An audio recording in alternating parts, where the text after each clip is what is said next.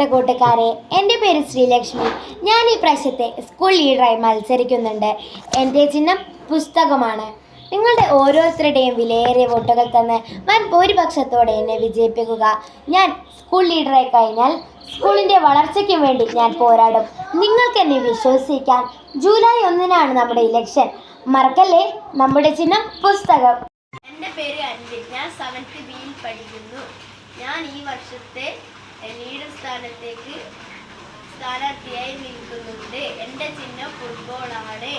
എല്ലാവരും എനിക്ക് വോട്ട് ചെയ്ത് വിജയിപ്പിക്കണമെന്ന് അഭ്യർത്ഥിക്കുന്നു.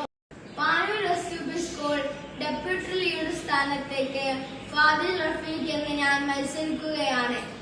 എൻ്റെ തെരഞ്ഞെടുപ്പ് ചിഹ്നം പേനയാണ്. എൻ്റെ തെരഞ്ഞെടുപ്പ് ചിഹ്നം പേനയെ എല്ലാ വിദ്യാർത്ഥികളും വോട്ട് ചെയ്ത് വിജയിപ്പിക്കണമെന്ന് ഞാൻ അഭ്യർത്ഥിക്കുന്നു. ഞാൻ ജയിച്ചാൽ സ്കൂൾ എൻ്റെ പേര് ദിവസത്തെ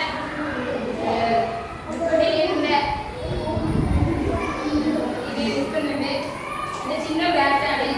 നിങ്ങളെല്ലാവരും വോട്ട് ചെയ്യുന്നത്.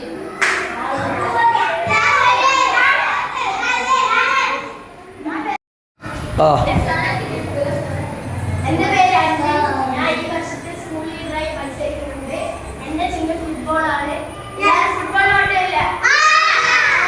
ഡെപ്യൂട്ടി